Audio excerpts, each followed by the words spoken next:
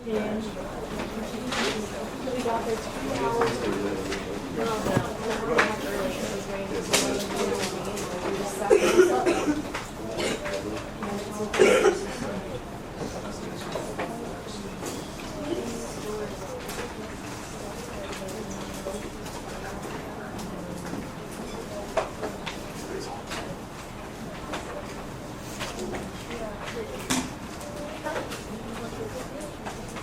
Any questions, anyone?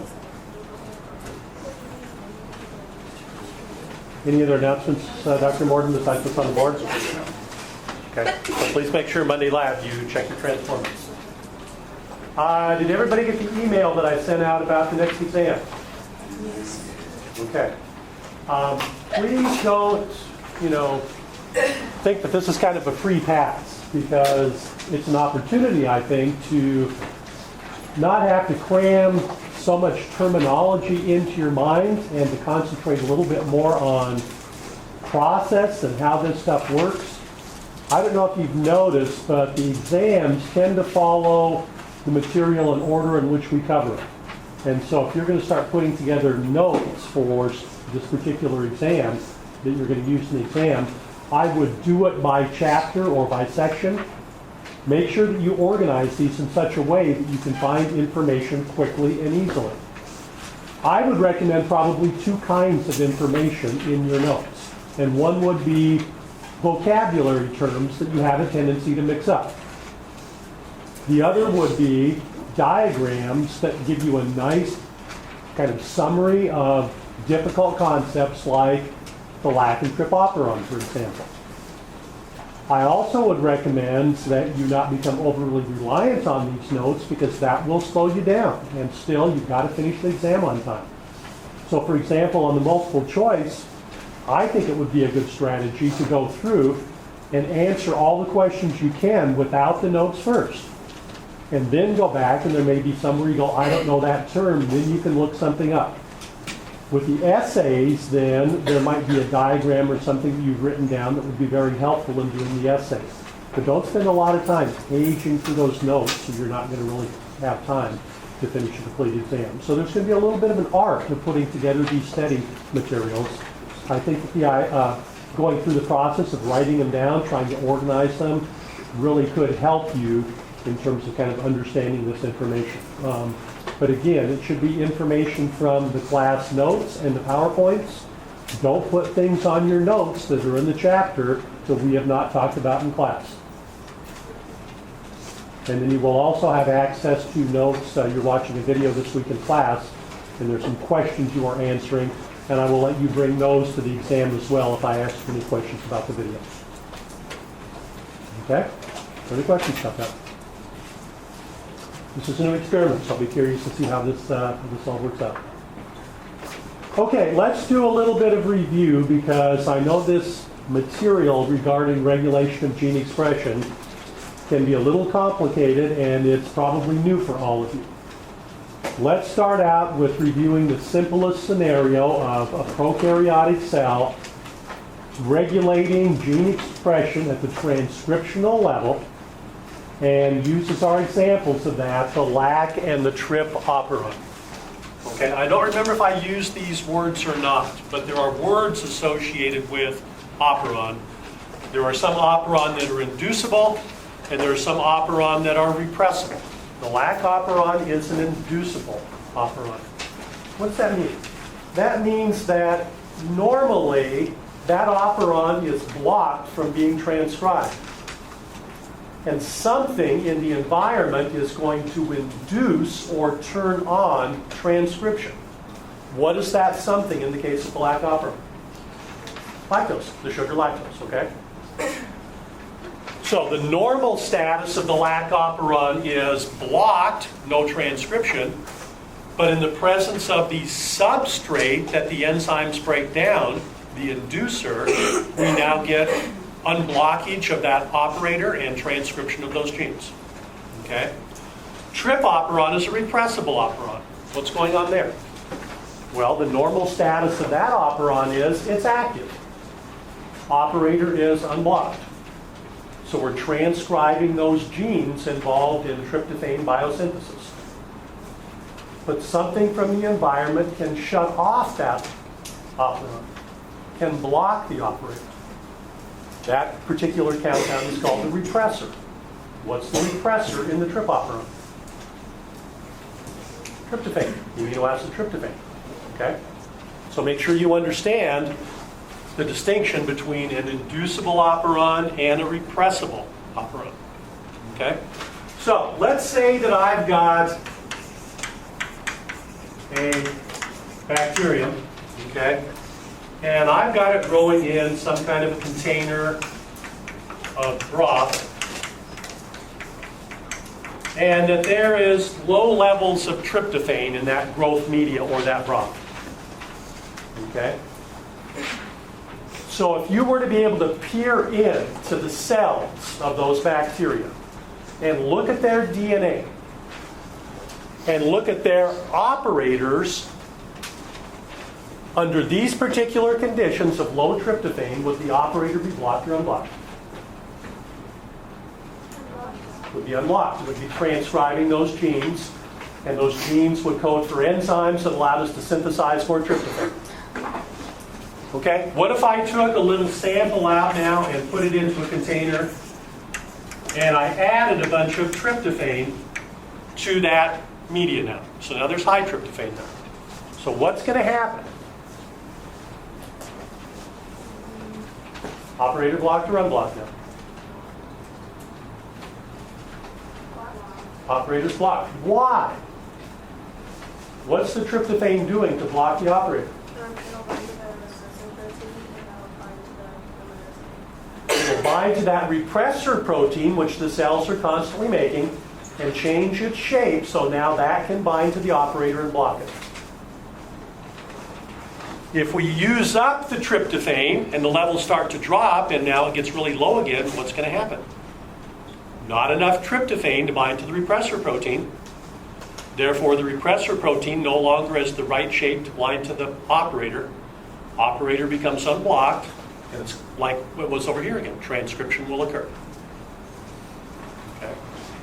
So those are the kinds of questions that you should be able to answer regarding the operation of this trip operand. Now, the lac operand's a little bit more confusing because it has both positive and negative control elements. So let's take our same bacteria and let's grow that in a little broth culture that contains a lot of glucose and no lactose. Okay? So what's going to be the status of the lac operand? Blocked or unblocked? It can be blocked, okay? And therefore, we won't transcribe those genes. And that makes sense because what do those genes code for? Enzymes that are designed to break down lactose. And there isn't any lactose there to break down. So why waste that energy? Okay? Why is that operator blocked? What's bound to the operator? The repressor protein is bound to the operator. Its natural shape is such that it can fit on and bind to that operator. Okay.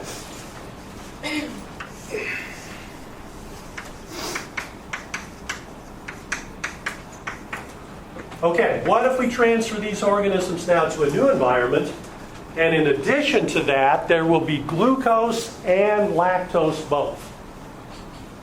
This part gets a little more complicated. Okay. What is going to be the status of that operator for the lac operand? Blocked or unblocked? It's going to be unblocked. Why?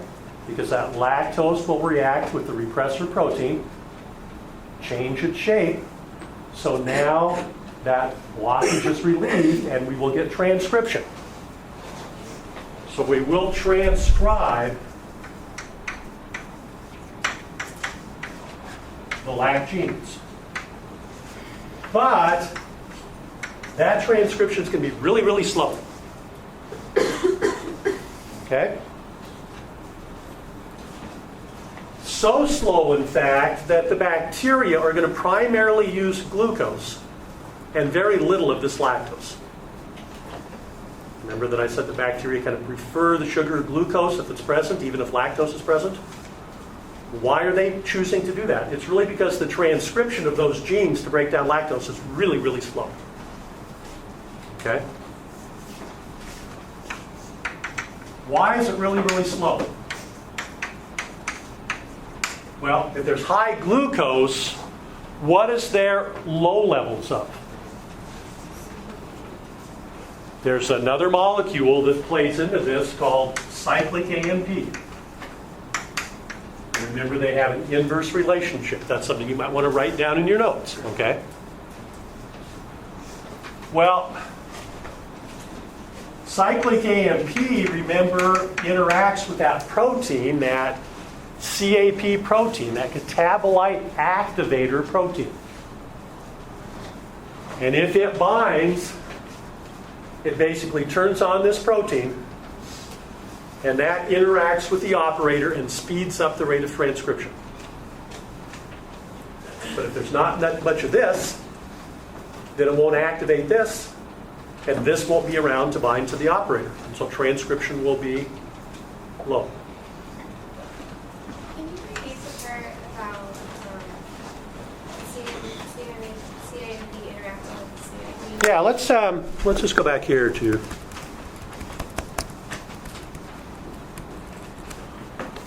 Okay, so what really speeds up transcription is an active form of CAP. That'll then bind to the promoter and really cause transcription to really happen very quickly. Now the operator's got to be unblocked too, okay?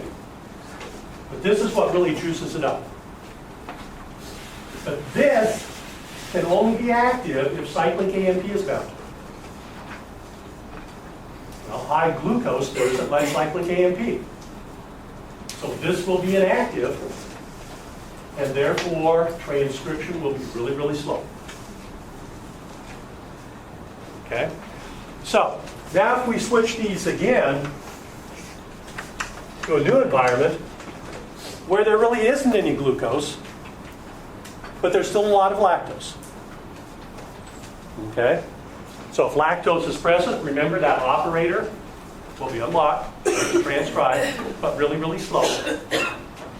But as the glucose levels drop, cyclic AMP increases. Inverse relationship, remember? Now there's a lot of this to interact with this. So now this is active. So now this can bind and cause transcription to really pick up speed. So this positive-negative control in the lac operon explains this interesting phenomena where bacteria, if given a choice, even if the lactose is present, if there's a glucose present, it will preferentially use that sugar. Okay? This is the kind of thing you have to work through several times to kind of get it straight in your head. Okay? And so I'm going to kind of keep coming back to this because this is really kind of very fundamental level of control of gene expression in a prokaryotic cell. And this is really the only kind of mechanism we're going to talk about in prokaryotes. We're really going to spend the rest of the time talking about regulation of gene expression in eukaryotes, which is more relevant to you and more interesting to you more than likely. But also it's more complicated because the genome of eukaryotes is more complicated than prokaryotic genomes. Before we move on, you okay with this, at least at this point? We'll come back and do some just kind of spot review. Okay?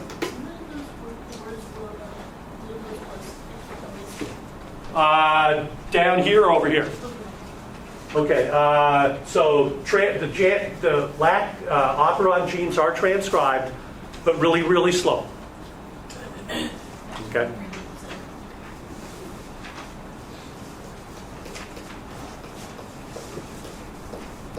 Now, in eukaryotic cells, There's several different opportunities to regulate gene expression. And we're going to kind of do an overview of all of them. A couple of them we'll get into a little bit more detail on, and several of them will be more kind of global in terms of understanding. The place we're going to start is at the regulation of gene expression at the chromatin level. And remember that your DNA in your cells can be organized into these different levels of structure where the DNA is all wrapped up around these histone proteins and coiled into structures like chromosomes during metaphase, or the DNA is more elongated and less tangled during interphase.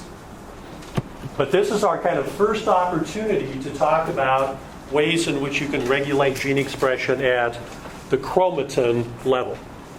Now, we used two terms last time.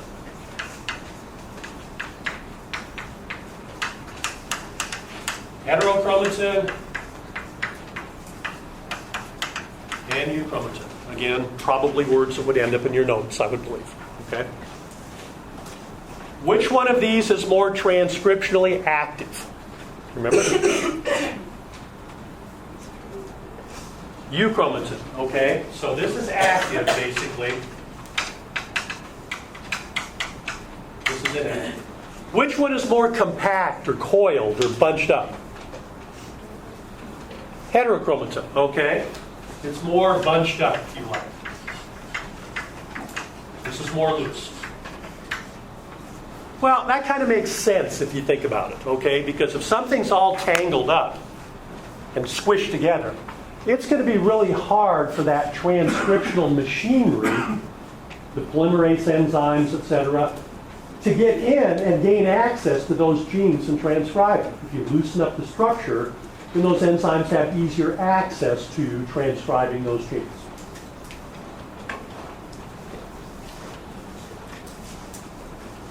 Well, actually, the genetic material can alternate between the state of heterochromatin and euchromatin. Okay? It tends to be more heterochromatin when we're going through mitosis. It tends to be more in the euchromatin state when you're in interphase. Well, you don't need to be transcribing genes during mitosis. You're trying to separate them. Okay? But in interphase, that's when a lot of the transcription of genes is occurring. A lot of the proteins are being translated. That's where the cell spends most of its time. So what causes the cell's DNA to alternate between this bunched up state and this more loose state? Well, one of the things that happens is those histone proteins, which are really crucial for the cell's DNA, bunching up and coiling and compacting, can be modified. And modifications to those histones can cause the DNA to either loosen up or compact.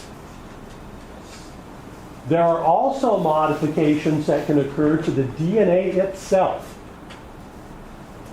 And we can actually add functional groups right onto the DNA molecule. Not the histone proteins, but the DNA itself. And that can cause DNA to bunch up or loosen.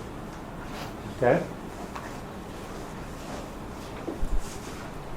So, the major modification that we'll talk about, and we've talked about already a little bit, is modification of histone proteins by acetylation.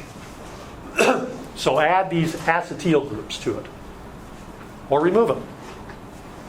The main chemical modification of DNA is methylation.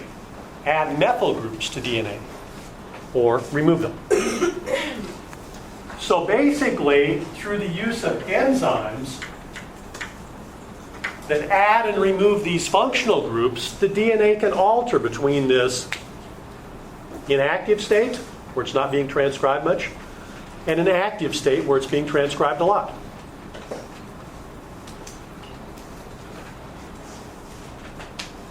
Now, if If you're thinking ahead a little bit, this starts to get really, really complicated and hard to wrap your head around. Because enzymes regulate gene expression. But what are enzymes? They're proteins, and proteins are products of gene expression, right? So you really kind of get into this chicken and egg, which came first. And that's why regulation of gene expression gets so hard to understand. And there's really a lot of pieces of the puzzle we really haven't put together yet.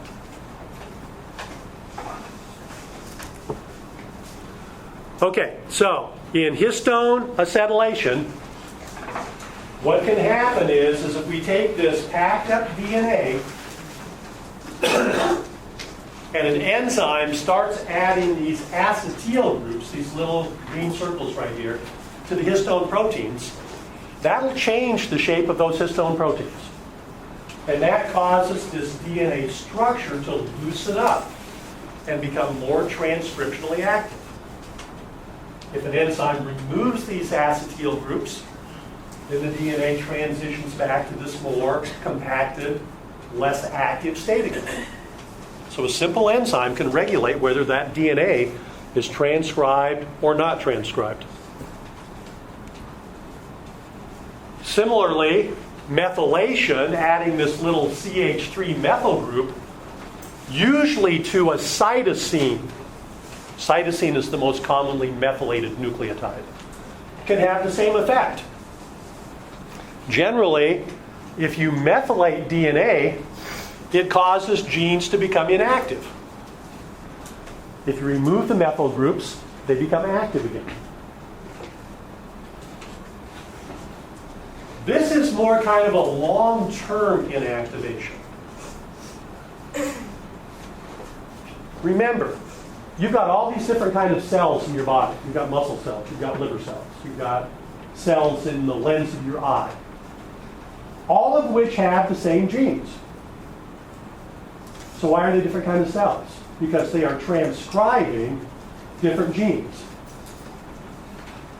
So in your liver cells, there is a gene for a protein called albumin that the liver produces all the time. But cells of your eye lens don't produce albumin. Why not? Because those genes are turned off. Typically, they're permanently turned off, and that typically will involve methylation of DNA. In your eye cells, there are genes for a protein called crystalline protein, which helps to make the cornea of your eye. They're turned on. But the albumin cells, the albumin proteins aren't being produced. They don't need those proteins. So those genes are turned off. So that long-term kind of inactivation of genes in these specialized tissues is oftentimes associated with DNA methylation. Has anybody ever heard of a bar body before? It's like the inactive X chromosome. Okay.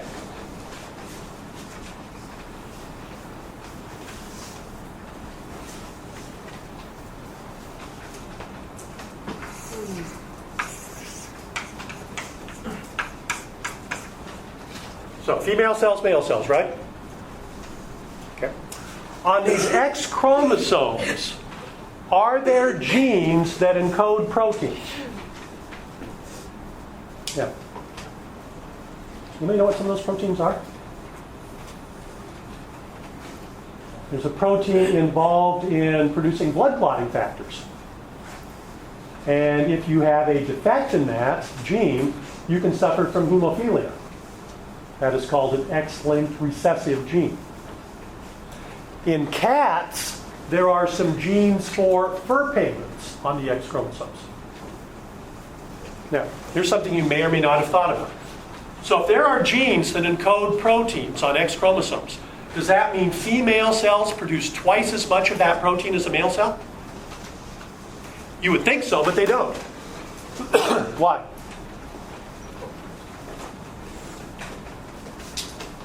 X inactivation. There's a process called X inactivation. So we're going to look at this and we're going to say we have two kinds of X chromosomes, XM and XD. One from mom, one from dad, okay?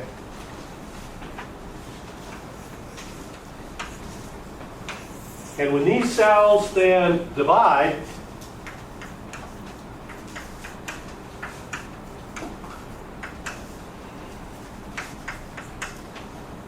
they get these same chromosomes, but one of these chromosomes has been, prior to division, inactivated.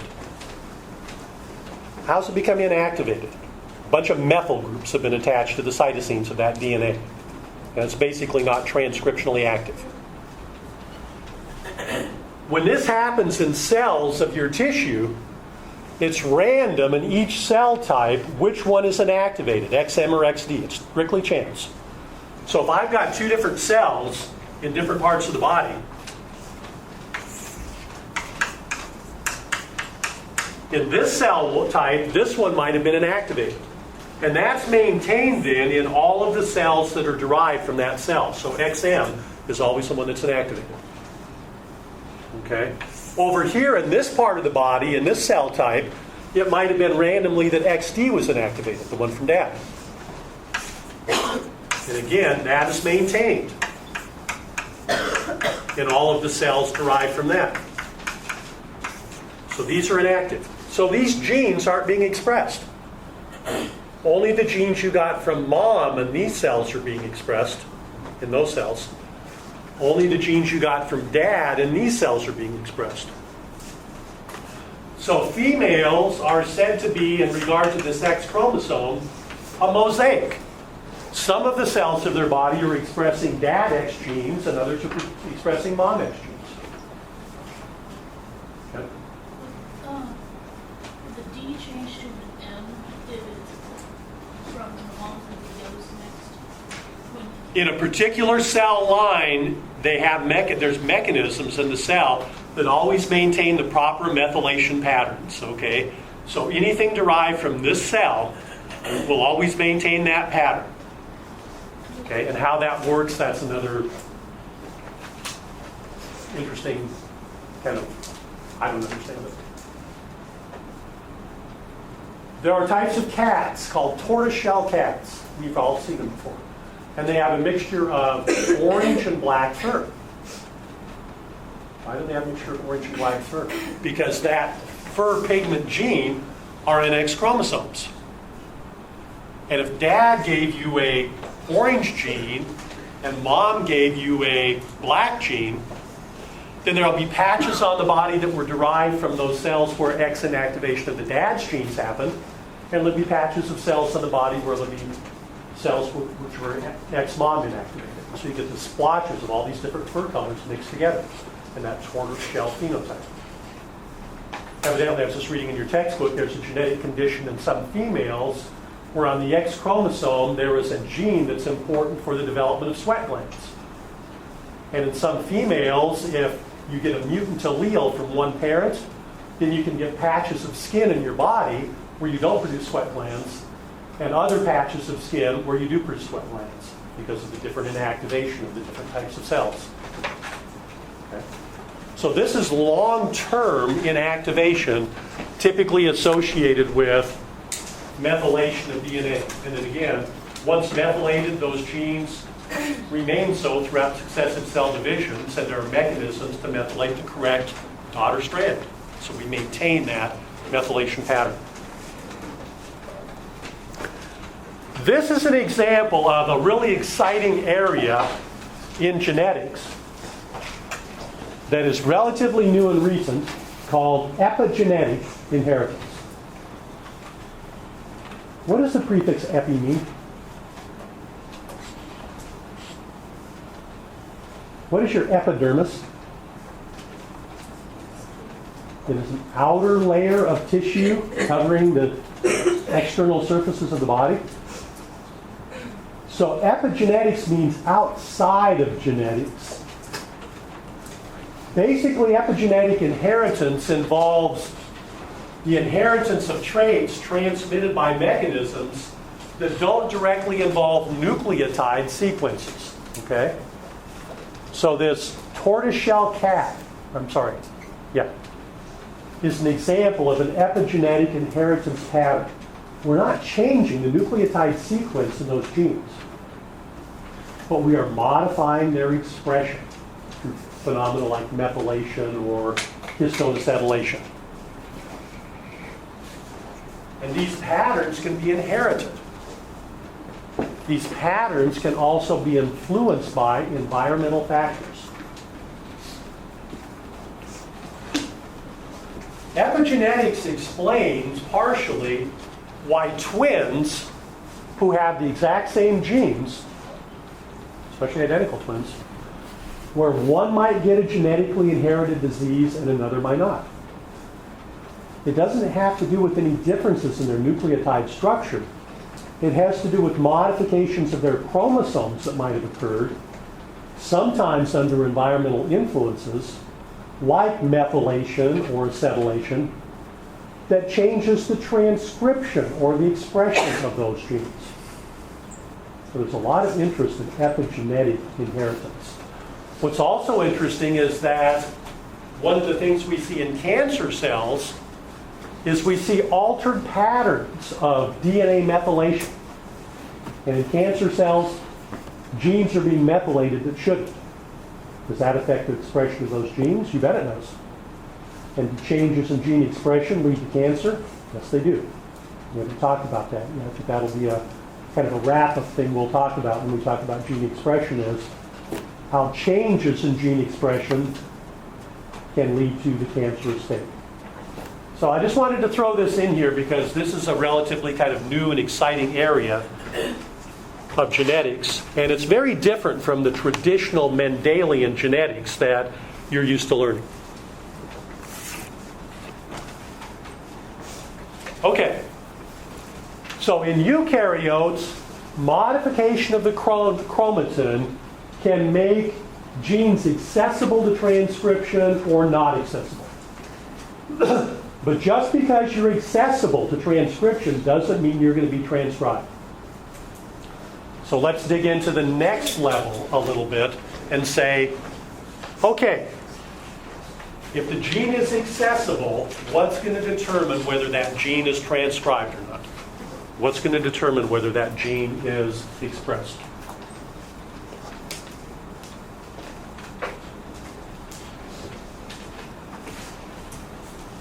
Well, here's an area where more vocabulary, things you probably haven't heard about, is going to creep in. We're going to be talking about these substances called enhancers and their interaction with these control elements that are associated with genes. And this particular interaction is going to be really important in determining whether genes are transcribed or not. Here, we're talking primarily about protein, DNA interactions. So a lot of these proteins that we're going to be talking about have the ability to physically interact with DNA sequences. And the nature of that interaction will determine whether transcription occurs or not.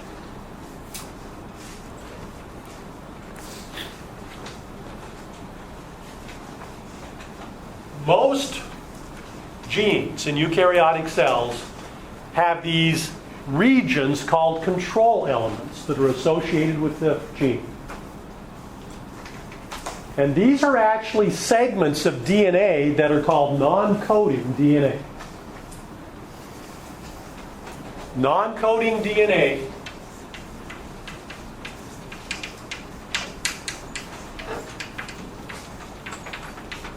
doesn't specify or code for amino acid sequences.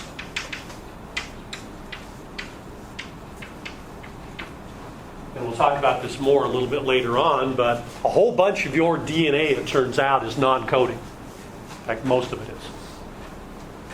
The coding DNA are the ones that have the code words for the amino acids.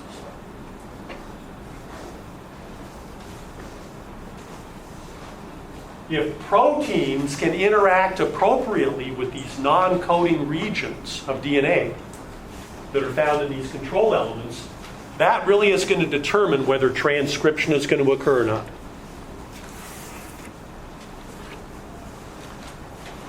This is really important in organismal development where cells start becoming different from one another.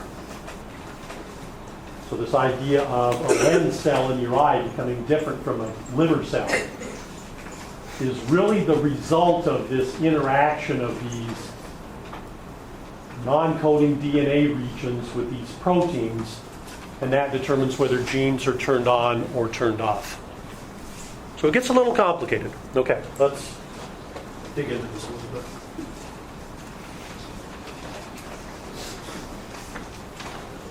Okay, so here is a typical stretch of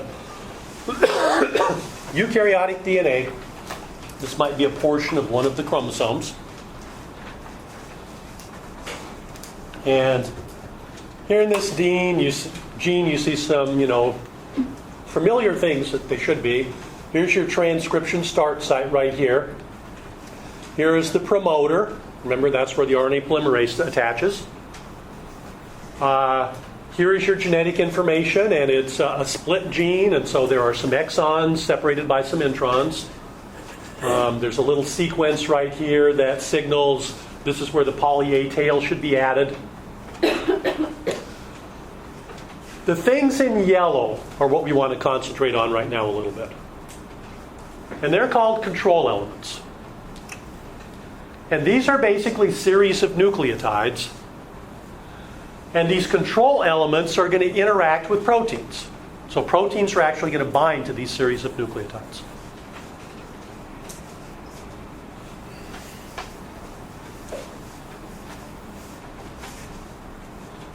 The control elements.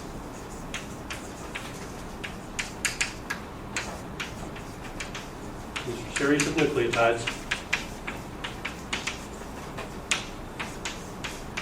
This is non-coding DNA.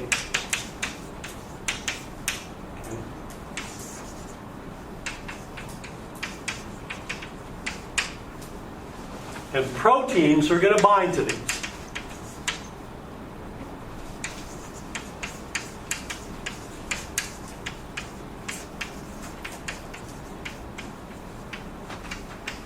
And those proteins can be activators of gene expression, or they can be repressors of gene expression. We're going to concentrate primarily on their role as activators of gene expression. But I think if you can wrap your head around that, then the idea of them also being repressors isn't too far of a leap.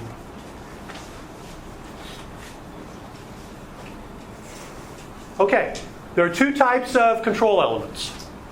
There are proximal and there are distal. How many of you have had A and P? What are the terms proximal and distal refer to? What does proximal mean? Close by, adjacent. And what does distal mean? Farther away, separated. Okay. So these proximal control elements are very close to the promoter. The distal control elements are removed from that promoter. There are oftentimes thousands of nucleotides upstream from the promoter. Remember, we have this terminology upstream, downstream, and transcription occurs downstream, from left to right, if you like. So many of these distal control elements are in kind of a different part of the DNA molecule. So how can what happens over here affect transcription? That's an interesting question. Well, these proteins that are interacting with these control elements are basically transcription factors. Remember transcription factors? Remember we said in bacteria that if a gene is going to be transcribed, we definitely need that polymerase enzyme to do the copying. But typically we need some other proteins to kind of help it out. Transcription factor.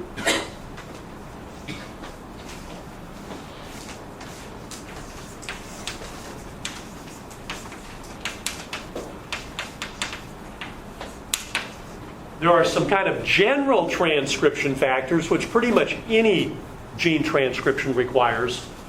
that tend to associate with these proximal control elements.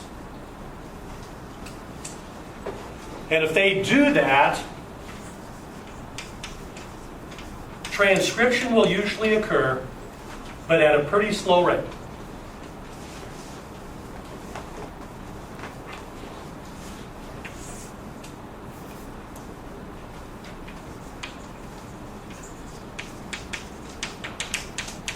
But there's another class of transcription factors called specific transcription factors.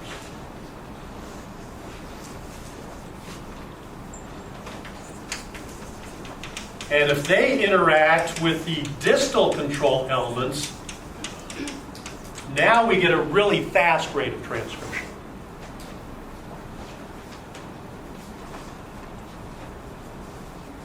Okay, so let's back up for just a second. Okay, so in general, if we're going to transcribe this gene, an RNA polymerase has got to position itself on the promoter. And to do that, some of these general transcription factors have to interact with these proximal control elements. And that combination gives you a active polymerase and a slow rate of transcription. But if additionally some other proteins, some specific transcription factors, bind to these upstream distal control elements, then that enhances and speeds up the rate of expression of the gene. Or if it's a repressor, slows it down a lot. But again, they're so far separated from over here. How does that happen?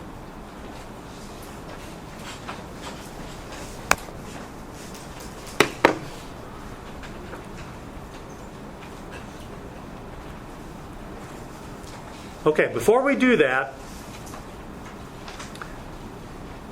these proteins that are these specific transcription factors are kind of interesting proteins. So here's a stretch of DNA, little double helix, okay? And here is your specific transcription factor. This is one that's really going to enhance the rate of transcription. So this is polypeptide, okay? A lot of alpha helix in the polypeptide. Part of this protein interacts directly with the DNA, with these distal control elements, all those A, T's, G's, and C's that make up that region of the distal control element. And then this part of the protein is free to interact with other molecules than DNA. Maybe the RNA polymerase, or maybe other proteins that are involved in transcription. So it's kind of a dual action protein, these specific transcription factors. Part interacts with the DNA and part interacts with other parts of the molecular machinery.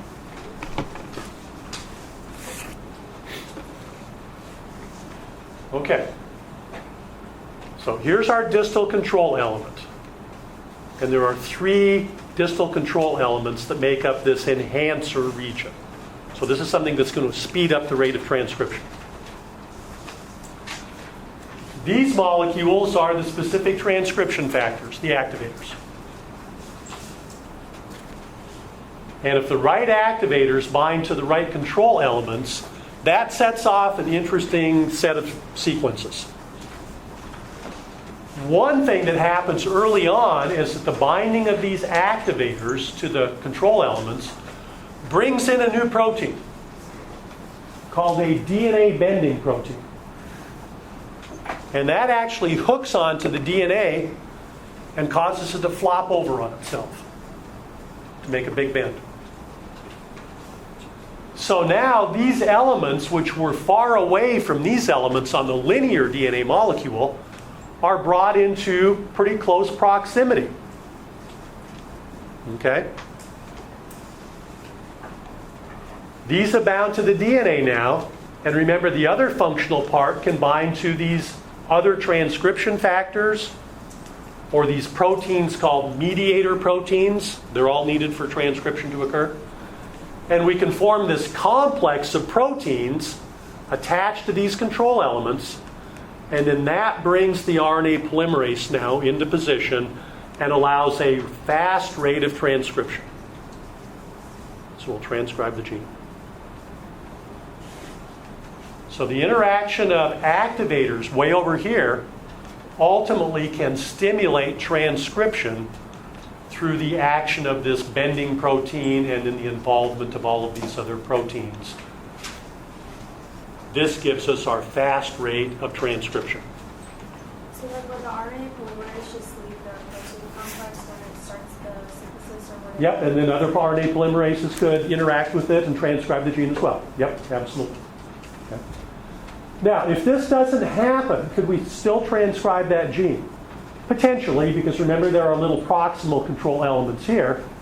And some of the proteins could attach to those and recruit the polymerase, but it's just not very effective. And so the rate of transcription would be really, really low.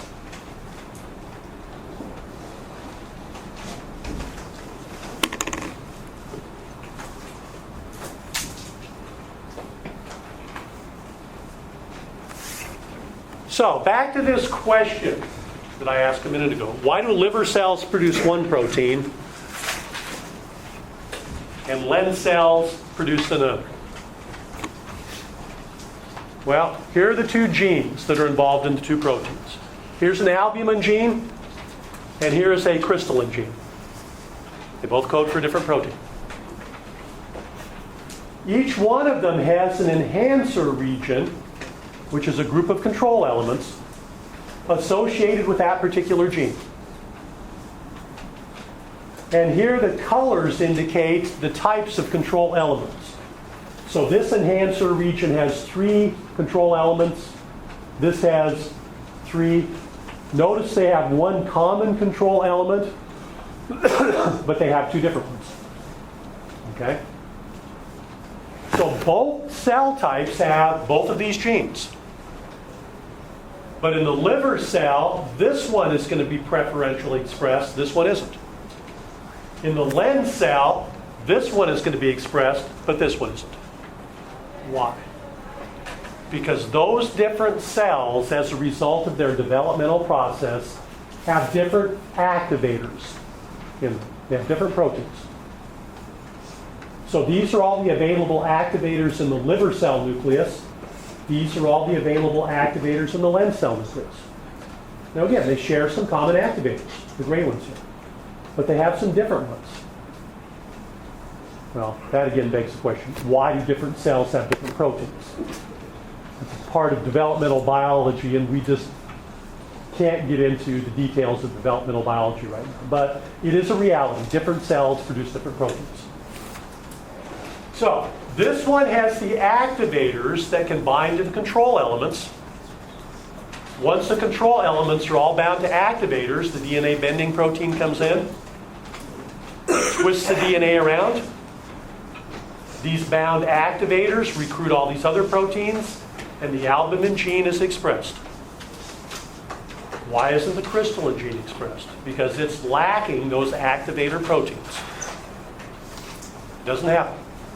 So in each of the different cells, like the enhancer region is the same, but it's just the proteins that are different. No, the sequence of nucleotides would be different in this control element and this control element. Because they're like different parts of the DNA. Oh, yeah, these are different genes. Yep. So every enhancer and control element region is kind of unique for a gene. In the lens cell, there aren't the available activators to express the albumin gene, but there are the available activators to express the crystalline gene. So this idea of these DNA protein interactions is really important in gene expression. Now this is one we'll probably have to come back to and kind of dig back to again. Conceptually, it's kind of like the lac operon and the trip operon, but it's not. I mean, there are some different wrinkles to it, but they both have to do with regulation at the transcriptional level. Okay? So we'll continue on Thursday. This is the toughest part of it.